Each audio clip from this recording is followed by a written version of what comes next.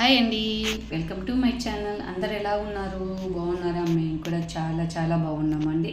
ముందు రోజు ఏకాదశి అయిపోయింది. ఇది వచ్చేసి ద్వాదశి రోజు తీసిన వీడియో అండి.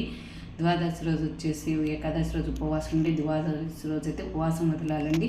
అమ్మవారి తులసమ్మ పూజ అయితే నేను చేసుకుంటానండి. ప్రతి సంవత్సరం తులసి పూజ అయితే ఇలాగే చేసుకుంటాను. ఈసారి కూడా అయితే చేసుకోగలిగానండి. చాలా అమ్మవారి దయ ఉందంటే అంత మన మంచిగా అనుకుంటానండి నేనైతే కన్నా.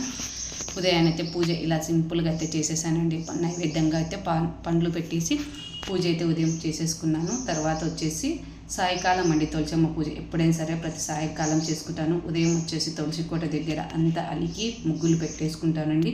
అష్టదళ ముగ్గు వేసేసాను. అలాగే శంకు చక్ర ముగ్గు కూడా వేసేసుకున్నానండి కింద. ఉదయాన్నే ఇది వచ్చేసండి ఫస్ట్ అయితే నైవేద్యంగా చొంటి బెల్లం పెట్టేసి తర్వాత వచ్చేసి ఇక్కడ నేను వడపప్పు పానకం పెట్టేసుకున్నానండి నైవేద్యంగా అమ్మవారికి.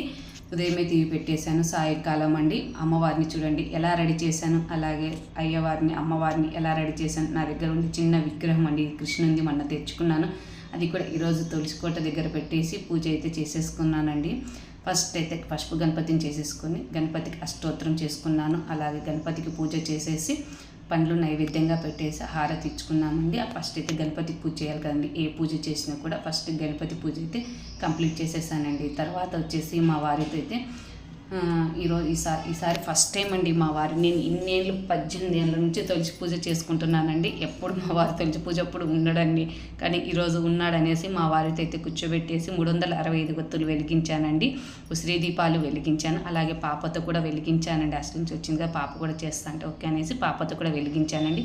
ఈసారి ఫస్ట్ టైం నాకైతే కన్నా అయ్యవారి ఆశీస్సులు ఉన్నాయని మనస్ఫూర్తిగా కోరుకుంటున్నానండి.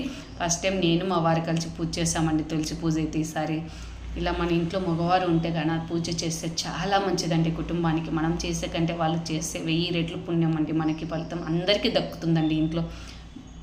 అందుకనేసి ఈరోజైతే మా వారితో పూజ చేయించానండి. ఆ అమ్మవారి ఆశీస్సులు ఉన్నాయి కాబట్టి ఇద్దరం కలిసి పూజ అయితే చేసుకున్నామండి. అలాగే పూజ అయితే కంప్లీట్ అయిపోయిందండి. నాకు వచ్చిన విష్ణు సహస్రనామం అయితే నేను ఫోన్లో పెట్టుకొని వినుకుంటూ పూజ చేసేసానండి.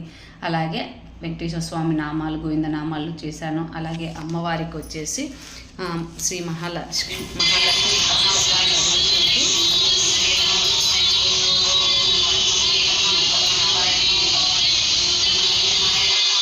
మహాలక్ష్మి అష్టకం చదువుతూ అలాగే అష్టలక్ష్మి స్తోత్రము అలాగే గోవింద నామాలు నీ తులసి ప్రార్థన అన్నీ చేసుకున్నామండి. ఈ అమ్మాయితో కలిసి నేనైతే మా ఫ్రెండ్ అండి ఇక్కడ కూడా తాంబూలం తీసుకోవడానికి పిలిచాను, వచ్చిందండి. నాతో పాటు అయితే పాపం 8 వరకు అండి నేను ఏది చదివినా అది కూడా బాగా అమ్మాయి కూడా బాగా పాల్గొనిందండి. ఈసారి మాత్రం నాకైతే చాలా హ్యాపీ అనిపించిందండి. ఒకరికి ఒకరు ఇలా చేసుకుంటుంటే చాలా బాగా అనిపిస్తుంది కదండి.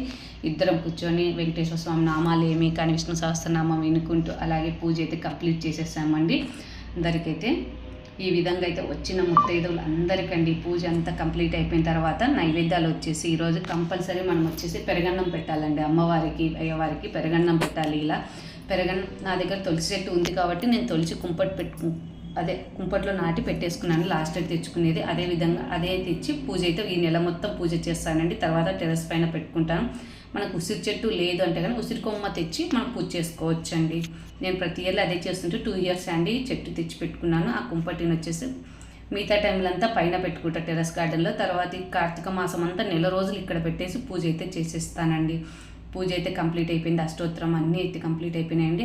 తర్వాత వచ్చిన ముత్తైదువులందరికండి ఫస్ట్ మనం ఆహ్వానించి పసుపు కుంకుమ బొట్టు ఇవ్వాలండి. ఇచ్చిన తర్వాత కాళ్ళకు పసుపు పూసి మనం తాంబూలం ఇవ్వాలనుకుంటే తాంబూలమైన ఇవ్వచ్చు. ఇలా రైక్క పీసు అలాగే ఆకు ఒక్క పండ్లు గాజులు పూలు అయితే ఇచ్చానండి. నేను ప్రతి సంవత్సరం ఇదే విధంగా ఇలాగే చేసుకుంటానండి ప్రతిసారి అయితే. అసలు ఈసారి చేస్తాను అనుకోలేదండి. ఈరోజు అయితే నిన్నంతా ఉపవాసం ఉండేసి మళ్ళీ ఈరోజు చిన్న హాఫ్ సారీ ఫంక్షన్కి అయితే వెళ్ళొచ్చాను. చాలా లేట్ అయిపోయిందండి. ఇంటికి వచ్చేలో 4 అయిపోయింది. 4 నుంచి వచ్చేసి రెడీ చేశానండి. పాప కూడా బాగా హెల్ప్ చేసిందండి నాకైతే. శారీ కట్టడంలో కానీ అలాగే అక్కడ పంచ కట్టడం కానీ స్వామికి చాలా బాగా చేసిందండి పాప కూడా. అయితే నాకు చాలా మటుకు మా పిల్లలు అయితే బంగారులు అనుకోవాలండి. ఇలా పని అయితే హెల్ప్ చేయడంలో అయితే చాలా బాగా చేశారండి. పూజ కూడా చాలా బాగా జరిగిందండి. అస్సలు అందరు రావడము ముత్తైదులు నేనైతే ఎక్కువ మందిని పిలుచుకోలేదు, ఒక 5 మందిని పిలుచుకున్నానండి. మన ఇంట్లో ఉన్న వాళ్ళని మొత్తము చేసుకొని ఈ విధంగా సింపుల్గా అయితే మనకు తోచిన విధంగా మనం పూజ చేసుకోవచ్చండి. ఇలా చేయాలి అలా చేయాలని ఏం లేదండి. నేను ఫస్ట్ నుంచి ఇలాగే చేసుకుంటా ఇలాగే చేస్తున్నానండి. అంతేనండి. ఆ అమ్మవారు ఎంతవరకు కరుణిస్తారో అంతవరకు పూజ అయితే ఇలాగే చేసేసుకోవాలనుకుంటున్నానండి.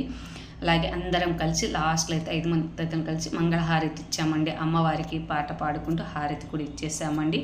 ఆ అమ్మవారి ఆశీస్సులు అందరికీ ఉండాలని మనస్ఫూర్తిగా కోరుకుంటున్నానండి. తులసీదాత్రే సమేతే లక్ష్మీనారాయణాయ నమః అనుకుంటూ పూజ అయితే కంప్లీట్ అయిపోయిందండి. అందరు వెళ్ళిపోయారు. లాస్ట్లో మా వారు వచ్చారండి, బయటకు వెళ్ళినారు. వచ్చిన తర్వాత ఆశీర్వాదం తీసుకుంటున్నానండి. లాస్ట్లో ప్రతిసారి మా వారు ఇలాగే వస్తారు. లాస్ట్లో ఆశీర్వాదం అయితే తీసుకున్నానండి.